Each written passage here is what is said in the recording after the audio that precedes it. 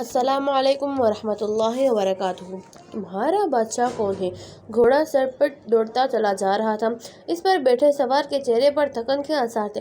وہ شخص قیصر روم کا قاصد تھا اور قیصر روم کی طرف سے ایک پیغام لے کر مسلمانوں کے امیر حضرت عمر رضی اللہ تعالیٰ عنہ کی طرف جا رہا تھا۔ جب وہ قاصد مدینہ منورہ میں داخل ہوا تو اس نے لوگوں سے پوچھا، تمہارا بادشاہ کہاں ہے؟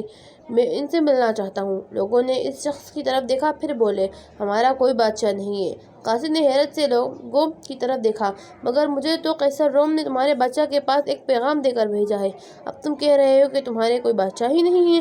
لوگوں نے یہ سنا تو مسکرا کر ایک دوسرے کی طرف دیکھا، پھر انہوں نے اس قاصد سے کہا، ہم سچ کہہ رہے ہیں، ہمارا کوئی بادشاہ نہیں ہے۔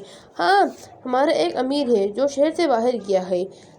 چلو اس کا امیر کا پتہ بتا دو، میں ان سے مل لیتا ہوں۔ قاصد نے تھکے ہارے لہجے میں کہا، ہمیں نہیں پتہ کہ وہ اس وقت کہاں ہیں۔ ہاں، یہ ضرور پتہ ہے کہ وہ شہر سے باہر گئے ہیں، تم جا کر تلاش کرو۔ لوگوں نے یہ کہا اور وہاں سے چلے دیے۔ قاصد حیرت سے ان لوگوں کی طرف دیکھنے لگا۔ اسے سمجھ نہیں آ رہا تھا کہ یہ کیسے لوگ ہیں اور کیا کہہ رہے ہیں۔ آخر اس نے امیر کو خود ہی تلاش کرنے کا ارادہ کر دیا۔ اس نے گھوڑے کو ایڑا لگائی اور شہر سے باہر جانے والی شاہراہ پر روانہ ہو گیا۔ سخت گرمی کے دن تھے، پیاس اور پسینے سے قاصد کا برا حال ہو رہا تھا۔ وہ گھوڑا دوڑتا ہوا شہر سے کافی دور تک چلا گیا۔ راستے میں اسے ایک شخص درخت کے سائے تلے سوتا ہوا دکھائی دیا۔ قاصد نے ایک شخص اس نظر کی طرف دیکھا اور اپنے سفر پر روانہ ہوا، مگر دور دور تک اسے کوئی اور شخص دکھائی نہ دیا۔ وہ پلٹ کر شہر کی طرف واپس آیا۔ راستے میں اسے ایک شخص ملا۔ اس نے اس سے امیر المومنین کا پتہ پوچھا تو اس نے بتایا، یہاں سے کچھ دور ایک درخت کے سائے کے نیچے ہمارا امیر آرام کر رہا ہے۔